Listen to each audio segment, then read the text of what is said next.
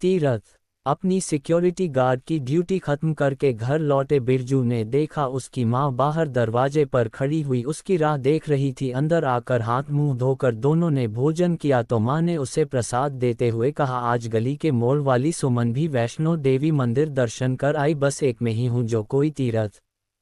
माँ की ये बात सुनकर बिरजू मनमोस कर रह गया। दरअसल गली में जब से पड़ोस में रहने वाली आंटी जी और उनके बच्चे अमृतसर गुरुद्वारे दर्शन करके आए थे, माँ भी जिद किए बैठी थी उसे भी ऐसे ही किसी तीर्थ स्थल पर दर्शन करने जाना है। वैसे उनकी ये इच्छा पूरी करने की तैयारी में बिरजू भी लगा हुआ था। बीते कुछ महीनों से अपने सिक्योरिटी सुपरवाइजर से वह कुछ एक्स्ट्रा ड्यूटी की बात भी कर चुका था ताकि वह भी माँ को किसी तीर्थ स्थल की यात्रा करवा सकें और इन एक्स्ट्रा ड्यूटी से आने जाने के लिए कुछ पैसों का इंतजाम हो सके। उसकी कंपनी सुपरवाइजर ने उसे बताया था कि जल्द ही कंपनी सभी सिक्योरिटी गार्ड को सैलरी बढ़ाकर देने वाली है और पिछले कुछ दिनों से वो एक्स्ट्रा ड्यूटी भी कर रहा था, जिसके चलते वो सुबह 5 बजे निकल जाता था तो रात को 11 बजे तक लौटकर घर आया करता था। आज वो बहुत खुश था, वह जल्द से जल्द घर पहुंचकर अपनी मां को खुशखबरी सुनाना चाहता था कि उसकी सैलरी बढ़ गई है और आज की एक्स्ट्रा ड्यूटी मिलाकर और कुछ जोड़े हुए पैसे मिलाकर उसके पास लगभग 10,000 रुपये इकट्ठा हो गए हैं।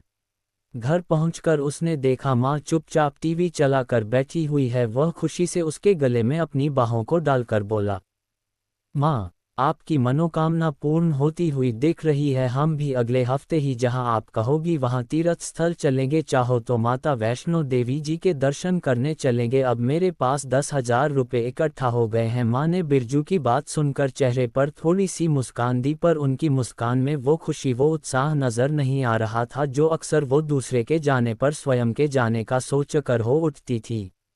क्या हुआ मां, आपकी तबीयत ठीक तो है ना? मेरी तबीयत को क्या हुआ भला, मैं ठीक हूँ माँ बोली। फिर आप मुझे खुश क्यों नहीं लग रही हो? इतने समय से आप ही तो जिद लिए बैठी हुई थी कि मुझे भी किसी तीर्थ स्थल दर्शन करने जाना है और आज जब मौका आया तो आपके चेहरे पर वो खुशी नजर नहीं आ रही। नहीं, ऐसा कुछ नहीं है, तू बेकार में। नहीं माँ, कोई तो बात जरूर है, बताओ ना। देखो, घर में हम केवल 2 ही लोग हैं, अगर मुझे कोई परेशानी है तो मैं आपसे ही कहूँगा ना, ताकि उस परेशानी का कोई हल निकल सके। और यदि आप परेशान हो तो मुझे नहीं तो किसे बताओगी, कहो ना।